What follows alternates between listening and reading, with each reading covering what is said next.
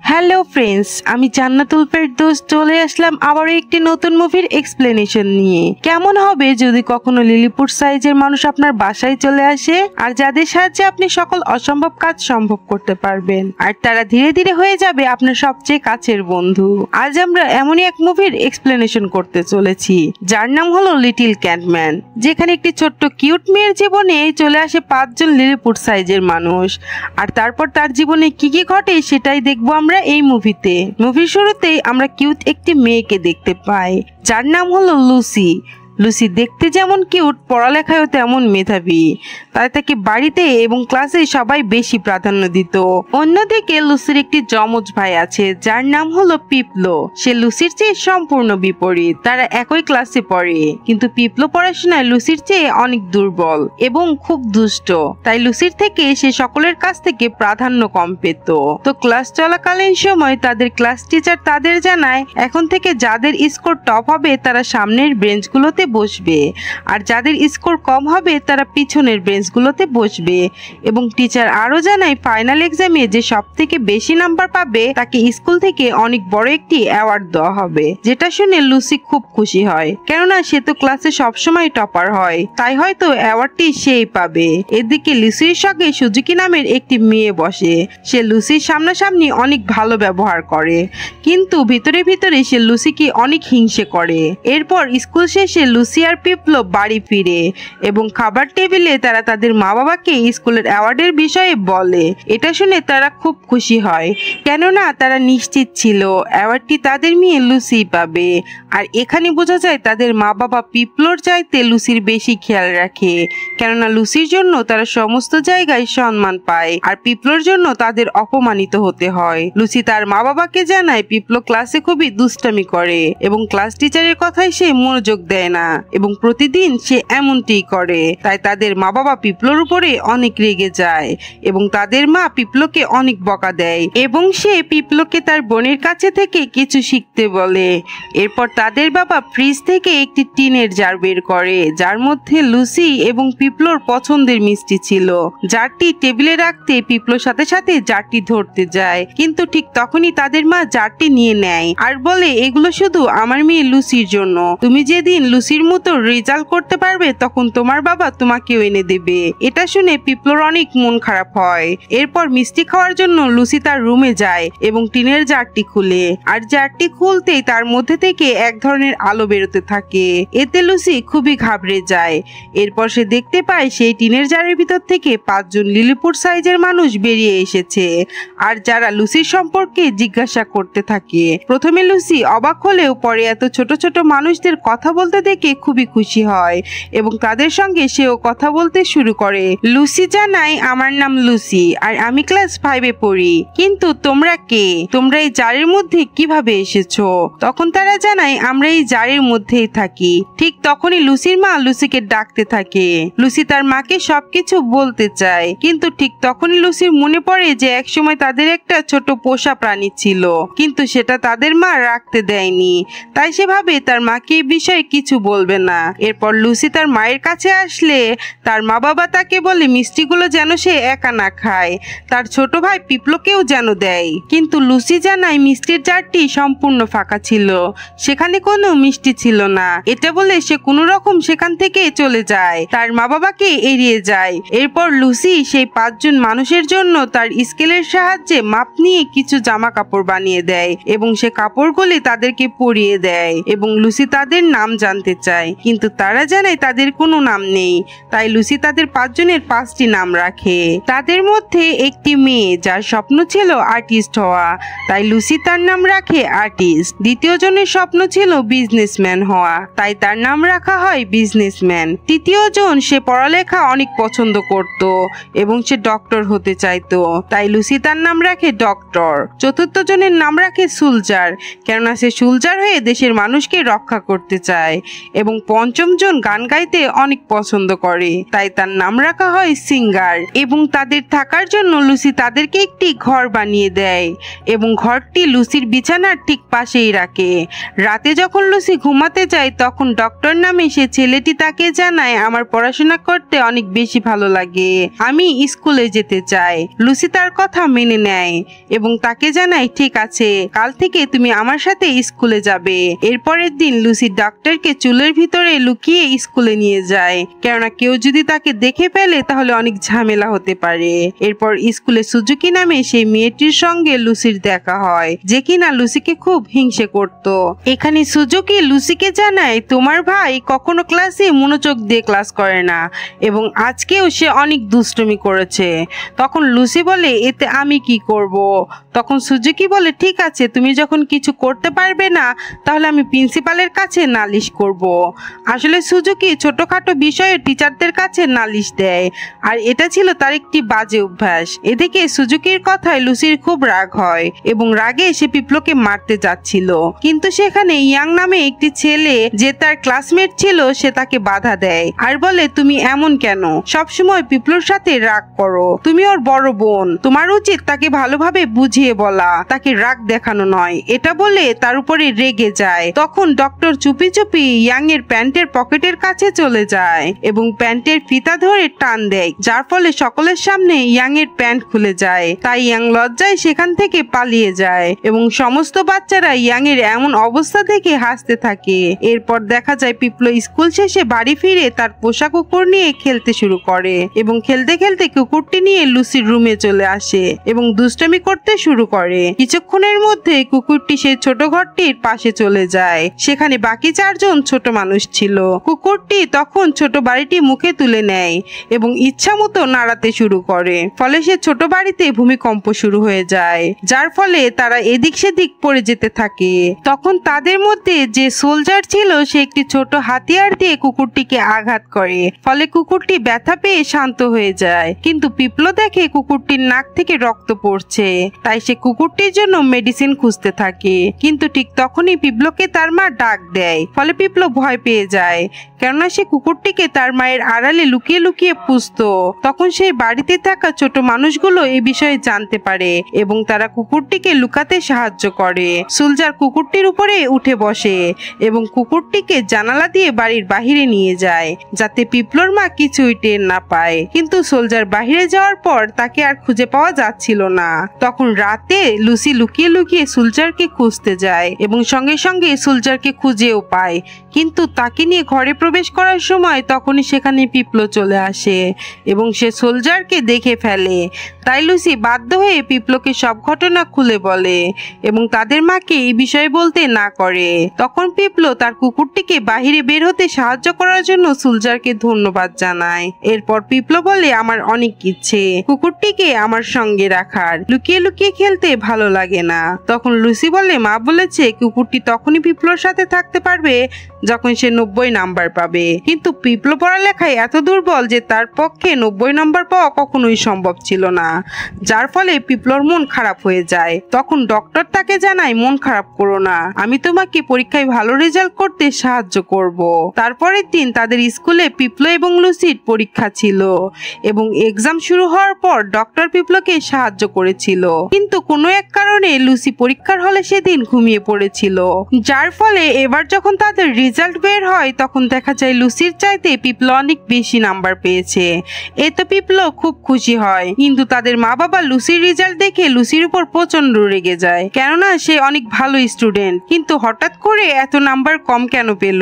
অন্যদিকে পিপলোর এত ভালো রেজাল্ট দেখে ক্লাস টিচারের মনে সন্দেহ জাগে, তাই পিপলোর মেধা যাচাই করার জন্য পরের দিন তাকে কঠিন কিছু অঙ্ক করতে দেয়, কিন্তু পিপলো ডক্টরের সাহায্যে অঙ্কগুলো খুব সহজেই সমাধান করে ফেলে, ফলে ক্লাস টিচার বিশ্বাস করতে বাধ্য হয় যে পিপলো হয়তো আসলেই বদলে গেছে। এরপর বেশ কিছুদিন কেটে যায়। বর্তমানে পিপলো তাদের ক্লাসের টপার এবং সে লুসিকেও ছাড়িয়ে গেছে। ফলে তাদের বাবা মা এখন লুসির চাইতে পিপলোর বেশি খেয়াল রাখে। অন্যদিকে ক্লাসেও এখন লুসির বদলে পিপলোকে সবাই পছন্দ করে, যার ফলে লুসির মন খুব খারাপ হতো। একদিন লুসি মন খারাপ করে স্কুলের সামনে বসে বৃষ্টিতে ভিজছিল। তখন সেখানে লুসির একটি বান্ধবী চলে আসে, যার নাম ছিল ঝাই। ঝাই লুসিকে স্কুলের ভিতরে নিয়ে যায় এবং লুসিকে বুঝাতে থাকে যে এটা শুধু স্কুলের একটি পরীক্ষা মাত্র। এখানে নাম্বার কম বা বেশি কোনো ব্যাপার না। নাম্বার কখনো আমাদের ভবিষ্যৎ নির্ধারণ করতে পারে না। চিন্তা করো না, ধীরে ধীরে সবকিছু ঠিক হয়ে যাবে। এসব বলে ঝাই লুসিকে একটি ছবি উপহার দেয়, যেখানে লুসিরই ছবি আঁকা ছিল, যেটা ঝাই নিজের হাতে এঁকেছিল।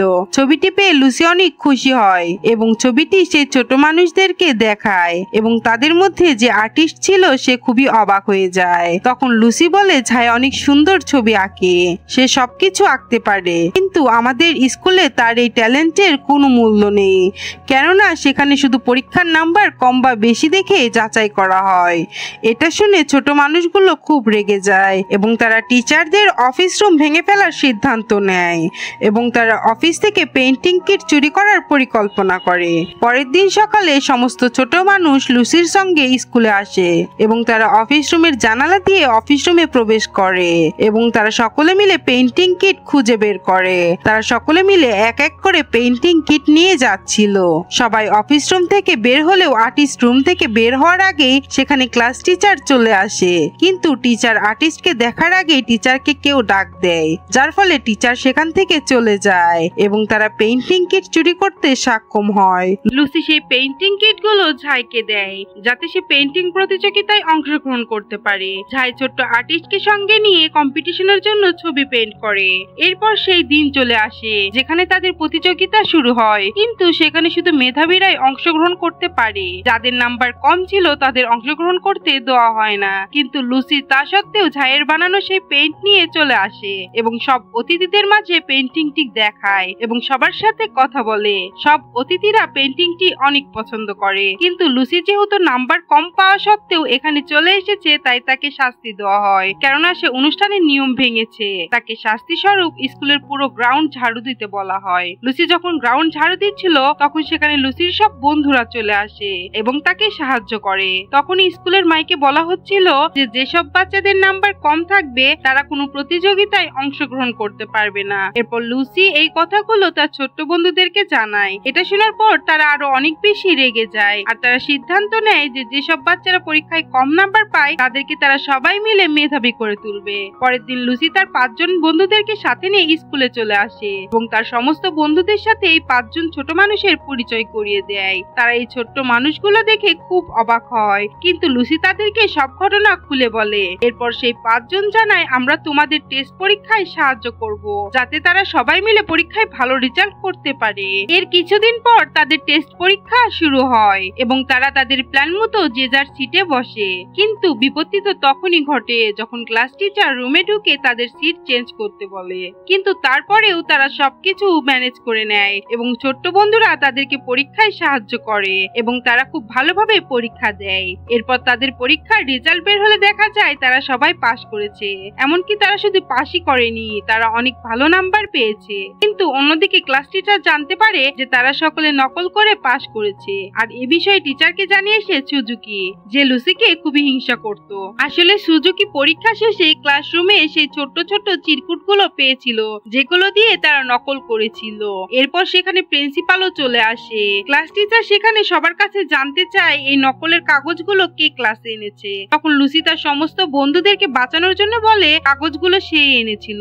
এতে টিচার খুব রেগে যায় এবং সঙ্গে সঙ্গে লুসির মা বাবাকে স্কুলে ডাকে। লুসির মা বাবা স্কুলে আসার পর প্রিন্সিপাল এবং ক্লাস টিচার তাদের অনেক অপমান করে এবং লুসিকে স্কুল থেকে বের করে দেয়। এতে লুসির মা লুসির উপর অনেক রেগে যায় এবং লুসিকে বকতে থাকে। তখন লুসি বলে যে স্কুলে বাচ্চাদের নাম্বারের ভিত্তিতে জাজ করা হয় এমন স্কুলে আমিও পড়তে চাই না। একথা শুনে প্রিন্সিপাল আরো রেগে যায় এবং লুসিকে সেখান থেকে বেরিয়ে যেতে বলে। কিন্তু লুসির বাবা প্রিন্সিপালের কাছে ক্ষমা চায় এবং প্রিন্সিপালের কাছে অনুরোধ করে যাতে লুসিকে স্কুল থেকে বের করে না দেয়, কেননা সমাজে তাদের একটা সম্মান আছে। তো লুসির বাবার অনেক অনুরোধের জন্য প্রিন্সিপাল লুসিকে রাখতে রাজি হয় এরপর লুসি বাসায় ফিরে তার ছোট্ট বন্ধুদের সমস্ত ঘটনা খুলে বলে। তখন তারা বলে আসলে টিচারদের এখানে কোনো দোষ নেই, নকল করা খারাপ কাজ, তাই তোমাদের উচিত ভালোভাবে পড়াশোনা করে পাশ করা। তখন লুসি বলে আমিও একসময় খুব ভালো স্টুডেন্ট ছিলাম, আমি স্কুলের টপার ছিলাম, কিন্তু যেদিন থেকে তোমরা এসেছো সেদিন থেকে আমার পড়াশোনা নষ্ট হয়ে গেছে। তোমরা যদি আমার জীবনে না আসতে তাহলে আমি এখনো অনেক ভালো রেজাল্ট করতাম। লুসির এমন কথা শুনে তারা অনেক কষ্ট পায় এবং তারা তাদের প্রয়োজনীয় জিনিসপাতি নিয়ে সেখান থেকে চলে যায়। লুসি যে সময় ঘুমিয়েছিল তারা সেই সময় চলে যায়, তাই লুসি এসব দেখতে পায় না। এরপরের দিন পিপলো স্কুল থেকে বাড়িতে ফিরে, তখন সে তাদের বাড়ির বাইরে পুরাতন একটি ছোট পুতুলের ঘর দেখতে পায়। যে ঘরের কাছে যাওয়ার পর পিপলো দেখতে পায় সেখানে সেই ছোট মানুষগুলো রয়েছে। তারা পিপলোর কাছে লুসির ব্যাপারে জিজ্ঞাসা করে। পিপলো জানায় লুসি ভালো আছে। তখন সে ছোট মানুষগুলো জানায় এবার তারা বাচ্চাদের আর নকল করিয়ে নয়, বরং কিভাবে তাদের পড়াশোনা করালে তারা ভালো রেজাল্ট করতে পারবে সেটা শিখাবে। এরপর পিপলো সমস্ত বাচ্চাদের একত্রিত করে। এখানে ডক্টর বাচ্চাদের বলে এখন থেকে তোমাদের অনেক ভালোভাবে পড়াশোনা করতে হবে এবং তোমাদের প্রথম স্টেপ হলো তোমরা গ্রুপ স্টাডি করবে এবং নিজেদের মধ্যে কম্পিটিশন করে পরীক্ষা দিবে। এরপর বাচ্চারা ডক্টরের প্ল্যান মোতাবেক কাজ শুরু করে, কিন্তু হঠাৎ করেই সুজুকি সেই ছোট মানুষগুলোকে একদিন দেখে ফেলে এবং বুঝতে পারে এদের জন্যই তার ক্লাসমেটরা ভালো নাম্বার পেয়েছিল এবং সে সঙ্গে সঙ্গে সেই 5 জন মানুষকে একটি কাচের জারের মধ্যে বন্দি করে ফেলে যাতে তাদের সাহায্যে সেও টপ স্কোর করতে পারে। এদিকে পিপলো তাদেরকে কোথাও খুঁজে না পেয়ে দৌড়ে লুসির কাছে যায় এবং জানায় ছোট মানুষগুলোকে খুঁজে পাওয়া যাচ্ছে না, তাই লুসিকেও তাদের সঙ্গে খুঁজতে যেতে বলে। কিন্তু লুসি বলে এখন তাদেরকে না খুঁজে পরীক্ষার দিকে মনোযোগ দেওয়া উচিত। কিন্তু লুসিরও মনে মনে তাদের জন্য চিন্তা হচ্ছিল।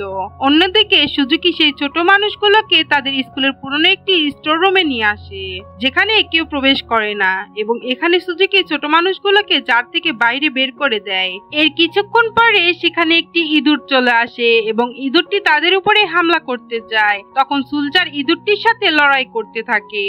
অন্যদিকে লুসিদের ক্লাসে পরীক্ষা চলছিল, কিন্তু লুসি সেই ছোট্ট মানুষগুলোর কথা চিন্তা করছিল, যার ফলে সে পরীক্ষায় মনোযোগ দিতে পারছিল না। তাই সে পরীক্ষা রেখে তাদের খুঁজতে বের হতে যায়। তখন এই টিচার বলে যে লুসি যদি ঠিকভাবে পরীক্ষা না দেয় তাহলে প্রিন্সিপাল সত্যিই তাকে স্কুল থেকে বের করে দিবে। কিন্তু লুসি টিচারের কথা না শুনে ক্লাস থেকে বের হয়ে যায় এবং ছোট্ট মানুষগুলোকে সমস্ত জায়গায় খুঁজতে থাকে, কিন্তু তাদেরকে কোথাও খুঁজে পাচ্ছিল না। এরপর লুসি স্কুলের সিঁড়ি দিয়ে উপরে ওঠার সময় কিছু ভাঙার আওয়াজ পায়। এটি ছিল সেই কাচের জার ভাঙার আওয়াজ এবং লুসি বুঝতে পারে সেই পুরনো স্টোর রুম থেকে আওয়াজটি এসেছে। তাই লুসি সাথে সাথে সেই স্টোর রুমে প্রবেশ করে আর দেখতে পায় একটি ইঁদুর ছোট মানুষগুলোর উপরে হামলা করছে। লুসি তখন ইঁদুরটির হাত থেকে ছোট মানুষগুলোকে বাঁচায় এবং কান্না করতে থাকে আর তাদেরকে বলে আমাকে তোমরা ক্ষমা করে দাও, আমি তোমাদের অনেক কষ্ট দিয়েছি, আমার জন্যই আজ তোমরা বিপদে পড়েছো। লুসির কান্না দেখে তারাও কান্না করতে থাকে। এরপর লুসি তাদের সেখান থেকে নিয়ে যায়। এরপর সে স্টোর রুমে সুজুকি চলে আসে এবং সে ছোট মানুষগুলোকে খুঁজতে থাকে, কিন্তু তাদের কোথাও খুঁজে না পেয়ে স্টোর রুমের পুরনো লাইট জ্বালায়। কিন্তু সে লাইট জ্বালানোর সাথে সাথে সেখানে শর্ট সার্কিট হয়, ফলে চোখের পলকে আগুন লেগে যায় এবং পুরো স্কুলে আগুন ছড়িয়ে পড়ে। ফলে স্কুলের সবাই আতঙ্কিত হয়ে ওঠে, কিন্তু ক্লাস টিচার সকল বাচ্চাদের এক এক করে বের করার চেষ্টা করে। কিছু টিচার পানি দিয়ে আগুন নিভানোর চেষ্টা করে। অন্যদিকে লুসি স্টোর রুমে সুজুকিকে দেখতে পায়। সুজুকির পায়ে ব্যথা লেগেছিল, ফলে সে দৌড়ে পালাতে পারছিল না, তাই লুসি তাকে সাহায্য করে আর সেখান থেকে বাঁচিয়ে নেয়। পুরো স্কুলে আগুন ছড়িয়ে পড়ার ফলে বাচ্চারা কোনো দিকে যেতে পারছিল না, তাই সমস্ত বাচ্চারা ছাদে চলে আসে। সুজুকি এবং লুসিও সেখানেই ছিল। ঠিক তখনই সেখানে কোথাও থেকে সেই ছোট মানুষগুলো হেলিকপ্টার নিয়ে চলে আসে। আসলে তারা পিপলোর সাহায্যে এটি করেছিল। সেই হেলিকপ্টারের সাহায্যে তারা একটি দড়ি ছাদে নিয়ে যায় এবং দড়িটি ছাদ থেকে নিচ পর্যন্ত টান টান করে বাঁধা হয় এবং বাচ্চারা তাদের ইউনিফর্মের সাহায্যে এক এক করে দড়ি বেয়ে নিচে নামে এবং নিজেদের প্রাণ বাঁচায়। কিন্তু যখন লুসির টাইম আসে তখন দড়িটিতে আগুন লেগে যায়, কেননা লুসি সবার শেষে নেমেছিল। তখন সুলজার দড়িতে আগুন লাগা অংশ দেখতে পায় এবং সে হেলিকপ্টার থেকে ঝাঁপিয়ে পড়ে সেই আগুন লাগা অংশে এবং লুসির জীবন বাঁচিয়ে নেয়।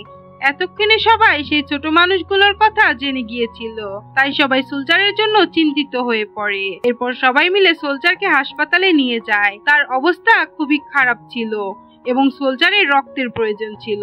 সেখানে কারো রক্ত তার সঙ্গে ম্যাচ করছিল না। তখন সেখানে টিচারের রক্তের সঙ্গে তার রক্ত ম্যাচ করে।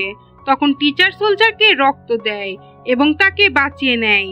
এসব ঘটনার পর লুসির মা বাবা তাদের ভুল বুঝতে পারে যে মেধাই মানুষের সবকিছু বিচার করতে পারে না। তাই যেসব বাচ্চারা মেধাবী নয় তাদের সঠিক পরিচর্যার প্রয়োজন। খারাপ ব্যবহার করলে তারা কখনো ভালো রেজাল্ট করতে পারবে না।